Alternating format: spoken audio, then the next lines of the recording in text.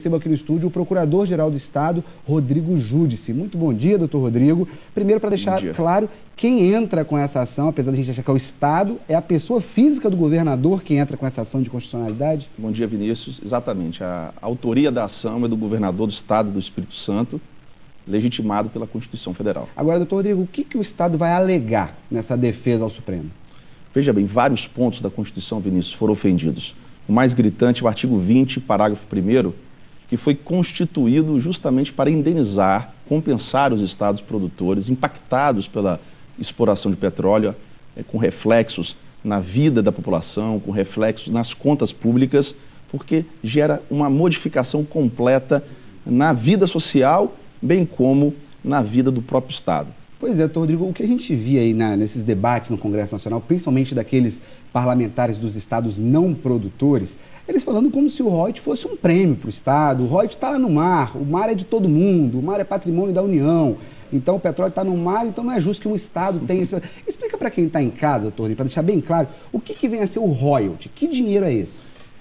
O bem é da União. O Supremo Tribunal Federal já definiu isso várias vezes. A propriedade da União. Mas as consequências dessa exploração pertencem aos estados impactados. Por isso que o Supremo Tribunal Federal, bem como os deputados constituintes, em 1988, quando elaboraram a Constituição, definiram a natureza compensatória dos royalties.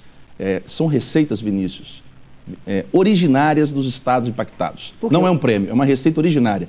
Pertence aos cofres públicos dos estados impactados. Porque a exploração do petróleo causa uma série de consequências no Estado, consequências ambientais, consequências sociais. O royalties é para compensar isso? Compensar e indenizar essa atividade potencialmente danosa, bem como os reflexos que ela causa na vida do próprio Estado, nas contas públicas, na sociedade como um todo. Aumento populacional, aumento da necessidade de investimento na infraestrutura. O Estado faz frente a recursos extraordinários, que são os royalties, para fazer frente a despesas extraordinárias. Agora, doutor Rodrigo, tanto a Câmara quanto o Senado, eles têm comissões de Constituição e Justiça, que analisam aí a constitucionalidade de todos os projetos antes desses projetos serem votados nos plenários. E essas comissões, que teoricamente deveriam analisar a parte legal desses projetos, disseram que esse projeto é legal, que o veto da presidente podia ser derrubado. O que leva o Estado a estar tão confiante que o Supremo vai mudar essa posição do Congresso? Vinícius, pelo menos 7 ministros do Supremo Tribunal Federal, que compõem a atual estrutura do Supremo Tribunal Federal. O Supremo é composto por 11 ministros, 7 já se manifestaram em julgamentos anteriores, definindo a natureza dos royalties de mineração, que está elencado no mesmo artigo da Constituição Federal que fala dos royalties de petróleo. E nessa oportunidade o Supremo definiu: os royalties possuem natureza compensatória e são receitas originárias dos estados. Então não pode ser subtraído para estados que não são impactados. Na opinião do senhor, essa já é uma batalha ganha no Supremo? Olha, nós confiamos muito no Supremo Tribunal Federal. Não podemos dizer que é uma batalha ganha, mas nós temos muitos argumentos, como disse o governador do Estado do Espírito Santo, Renato Casagrande, ontem.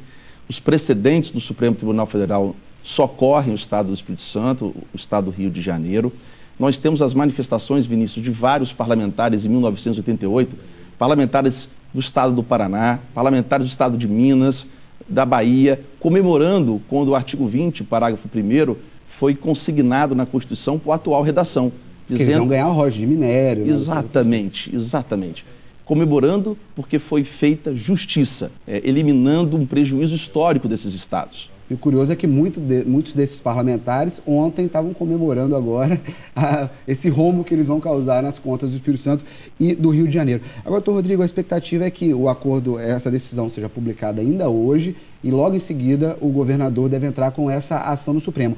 Quando entrar com essa ação no Supremo, quando a ação for protocolada no Supremo, imediatamente ela já corta os efeitos da decisão do Congresso Nacional? Como é que funciona isso? A ação direta de inconstitucionalidade, mesmo a liminar que nós vamos solicitar, que tem natureza cautelar para suspender os efeitos da lei aprovada, ela precisa ser apreciada pelo plenário do Supremo Tribunal Federal. Ela não pode ser deferida isoladamente por nenhum ministro. Nós vamos solicitar a liminar, vamos solicitar o deferimento da liminar, mas ela precisa ser apreciada pelo plenário do Supremo Tribunal Federal, pelos demais ministros. Então, enquanto essa liminar, enquanto essa questão não for analisada pelo plenário do Supremo, a decisão do Congresso continua valendo? Continua, mas como nós vamos requerer o rito abreviado do julgamento da ação direta de inconstitucionalidade, que é a Lei 9868, que regulamenta o julgamento da ADIM, e com base nos argumentos de prejuízo econômico, financeiro, e bem como a bagunça que está sendo feita no orçamento desses estados, a gente espera que o Supremo se sensibilize e coloque em pauta o julgamento da liminar solicitada o mais rápido possível. Pois é, essa é a minha próxima pergunta. Quanto tempo o Supremo deve levar para julgar esse caso? O Supremo tem tido muita sensibilidade com as demandas de caráter social e econômico que repercutem no Brasil todo. Essa é uma demanda que repercute no Brasil como um todo. Todos os estados têm interesse, não só os produtores. Então eu acredito que o Supremo Tribunal Federal vai ter sensibilidade e vai julgar a ação, bem como vai apreciar a liminar requerida pelo governador o mais rápido possível. Rodrigo, só para a gente encerrar, para deixar mais claro, a decisão do Congresso Nacional, sendo agora homologada, sendo publicada no Diário Oficial, imediatamente o Estado já deixa de receber royalties até o Supremo se posicionar? Infelizmente, essa é mais uma inconstitucionalidade, porque ela rompe contratos que já estão em vigor. Ou seja, o Estado do Espírito Santo recebe royalties originários de contratos assinados pela ANP com as empresas petrolíferas. E aqui uma questão interessante que vale a pena explicar. Nos debates do Congresso foram ouvidas palavras dizendo que o contrato não é com o Estado, então, portanto, não há rompimento de contrato. Isso é uma falácia, porque a ANP ela age como curadora dos interesses dos estados impactados. E o Supremo Tribunal Federal também já teve oportunidade de se manifestar sobre esse assunto. Ou seja, contratos foram rasgados?